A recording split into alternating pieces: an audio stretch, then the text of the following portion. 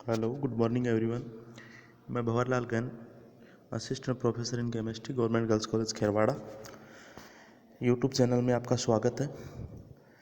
आज अपन acid base की उसी कड़ी में आगे अपन एक बहुत ही मोस्ट इम्पॉर्टेंट चीज़ है जिसके यहाँ से क्वेश्चन अपने को पूछे जाते हैं, आइडेंटिफिकेशन करना पूछा जाता है और जो आगे चल के भी अपन काफ़ी सारी थ्योरी में जिसका यूज़ किया जाता है।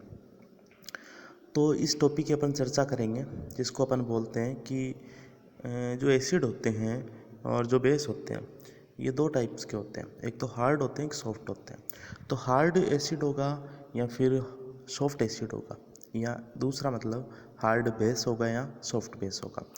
इसकी चर्चा अपन करेंगे। तो उपसंयोजक यौगिकों में देखो अपने को देखने को मिला था, अपने कोऑर्डिनेशन कंपाउंड सेकेंड ईयर की क्लास में आपने देखा होगा और आगे भी अपन कोऑर्डिनेशन कंपाउंड थर्ड ईयर में भी देखेंगे। काफ़ी चीज़ें देखेंगे कोऑर्डिनेशन कंपाउंड के बारे में। तो अपने लास्ट क्लास में सेकेंड ईयर में अपने देखा था कि कोऑर्डिनेशन कंपाउंड में काफ़ी जो लिगेंड है उनकी जो प्रॉपर्टीज़ होती है वो अलग अलग अपने को दिखाई देती है। तो ये चीज़ें मतलब किस प्रकार से क्लासिफाइड होती है, ये एक जो इनका जो चयन है वो एक असमंजस की स्थिति बनी होती है। तो इसी असमंजस की स्थिति को दूर करने के लिए एक जो साइंटिस्ट थे, पियर्सन नाम के साइंटिस्ट थे, उसने जितने भी कठोर एसिड है, कठोर बेस है, उनके बारे में बताया था। तो देखते हैं उपसंयोजक यौगिकों के क्षेत्र में संबंधित वैज्ञानिक काफ़ी समय तक यह तो जानते थे कि कुछ लिगेंड तो भारी आयनों दे रखे हैं जिनमें लगभग डी कक्षक पूर्ण होता है के साथ स्थायी संकुल बनाते हैं, जबकि कुछ लिगेंड हल्के आयंस जिनमें डी कक्षक में कोई इलेक्ट्रॉन नहीं है उनके साथ भी क्या होते हैं, स्थायी संकुल बनाते हैं।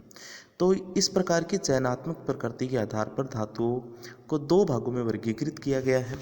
इसमें से एक वर्ग ए है, धातु कौन सी है इसमें, जो क्षारीय धातु हैं, क्षारीय मृदा धातु हैं, हल्के संक्रमण तत्व है, उच्च ऑक्सीकरण अवस्था वाले आयन है। चार चीज़ें अपने को ध्यान में रखनी है कि जो क्षारीय धातु, क्षारीय मृदा धातु और हल्के संक्रमण तत्व है जिनका वेट कम हो, साइज कम हो और जिनके ऊपर चार्ज ज़्यादा हो। दूसरे जो कैटेगरी है वो बनाई गई है जिसमें भारी धातु आयन अथवा निम्न ऑक्सीकरण अवस्था वाले आयन जैसे Ag+, Cu+, Pd+2, Pt+2 आदि। इस प्रकार के लिगेंडों को ए तथा बी धातुओं के साथ संकुल बनाने के आधार पर ए व बी प्रकार में वर्गीकृत किया गया।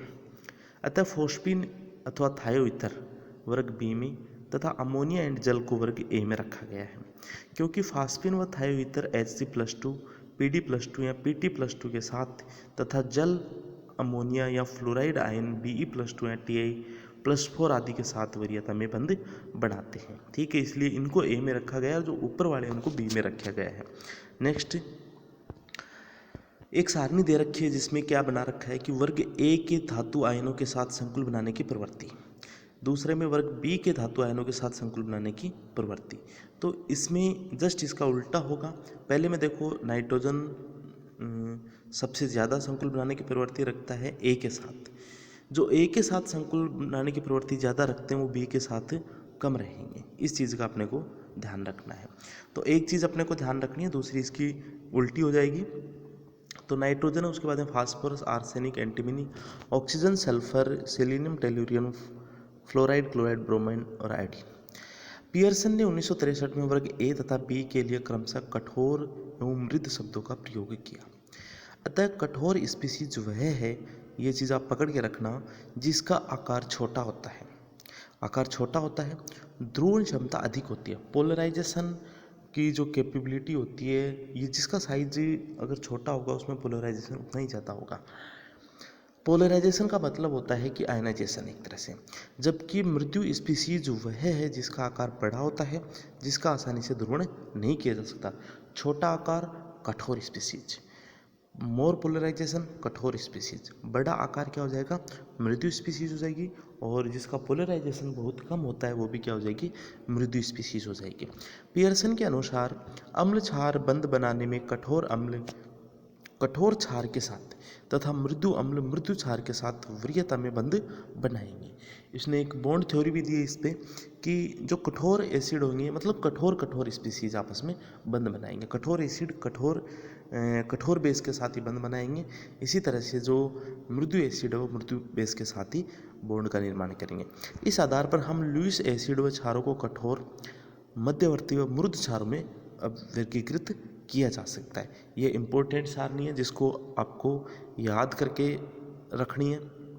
कठोर एसिड, अब देखो कुछ चीज़ें तो अपन ने देख ली कठोर एसिड में, कुछ चीज़ें कॉमन होती है जैसे हाइड्रोजन है, लिथियम है, sodium, potassium, beryllium, calcium, strontium, aluminium Ca+3, लेंथेनम+3, CO+3, Fe+3, Si+4, Ti+4, जिंक+4, TH+4, यूरेनियम+4, VO+2, UO2+2, स्टेनस+4, मोलिब्डेनम+3, BF3, SO3, AlCl3, CO2, iodine 7, iodine 5, Cl+7, Cr+6। देखो कठोर अम्ल, कठोर स्पीसीज वो थी जिसका साइज छोटा था, साइज छोटा होने के साथ पोलराइजेशन ज़्यादा था, और जो हल्के होते थे। तो ये जो सारी स्पीसीज है कठोर की तरफ आएंगे। अब मध्यवर्ती में मृदु में क्या होंगे, जस्ट इनका उल्टा होगा, साइज बड़ी होंगी मतलब चार्ज क्या होगा, बहुत कम होगा। तो इस तरह से कॉपर, Ag, Au ये जो इंडेक्स दे रखी है ये कौन सी हो जाएगी, सॉफ्ट एसिड की हो जाएगी। और इनके जो बीच में होंगे वो क्या होंगे, मध्यवर्ती होंगे, इनके इंटरमीडिएट होंगे। तो हार्ड एसिड, सॉफ्ट एसिड और इंटरमीडिएट, ये सारणी अपने को याद रखनी बहुत ज़रूरी है। यहाँ से एग्जाम में अपने को क्वेश्चन पूछे जाते हैं कि कठोर एसिड कौन से है, कठोर बेस कौन से हैं, ठीक है। इसी तरह से नीचे दो एक सारणी बना रखी है जिसमें क्या है, कठोर बेस है, मृदु बेस है, सॉफ्ट बेस है और इंटरमीडिएट्स है। तो कठोर वही होंगे जिनका साइज बड़ा होगा, पोलराइजेशन कम होगा, और जो भारी होंगे, साइज वाले अधिक होंगे, ऑटोमेटिकली जो मोलिकुलर वेट है वो क्या होगा, इनका हेवी होगा। तो H2O, OH- fluoride minus, CH3CO minus, इस तरह के जो बना रखे हैं ये क्या हो जाएंगे, हार्ड बेस हो जाएंगे।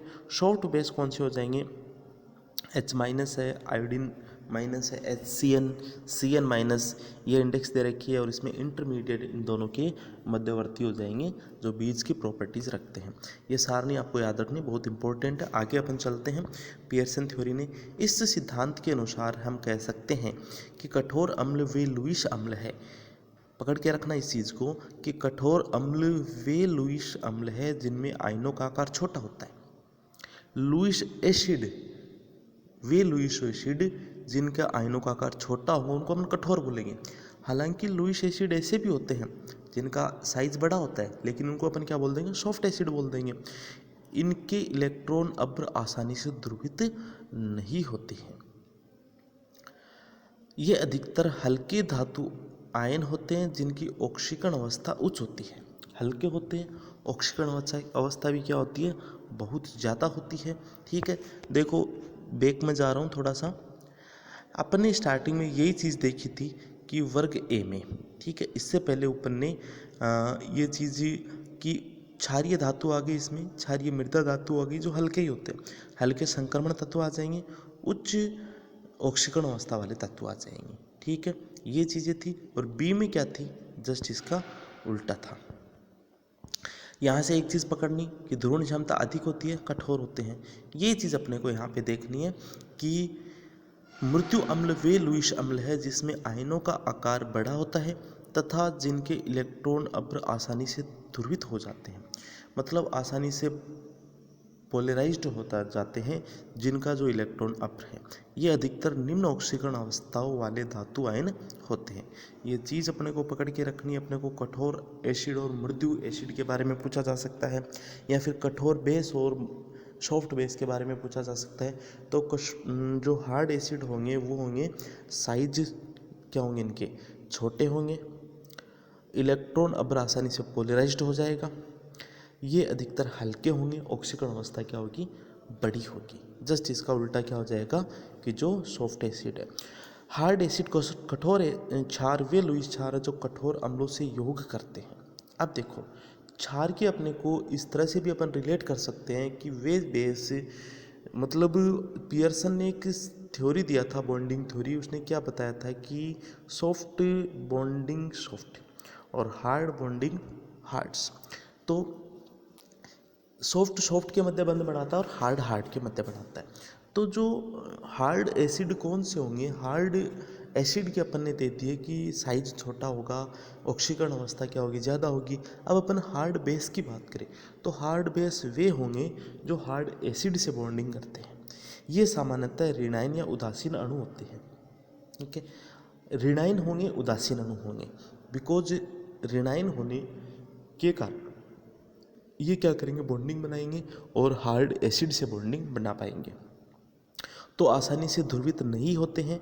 मृदु क्षार वे लुईस क्षार है जो मृदु अम्लों से योग करते हैं। ये ऋणायन या उदासीन अणु होते हैं जो आसानी से ध्रुवित हो जाते हैं।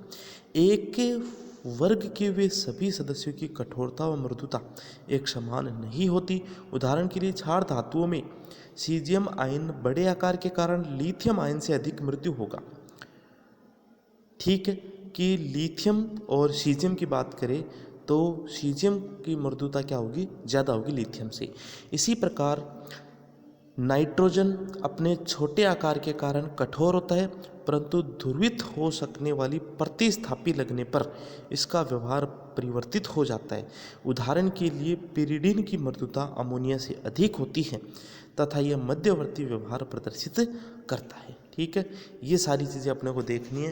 पिरिडिन ये जो मध्यवर्ती है ये भी अपने को देखनी है, हार्ड एसिड भी देखने हैं और सॉफ्ट एसिड भी देखने हैं। हार्ड बेस की इंडेक्स भी याद करनी है, सॉफ्ट बेस की इंडेक्स भी अपने को याद करनी है। आगे की चर्चा अपन नेक्स्ट वीडियो में करेंगे।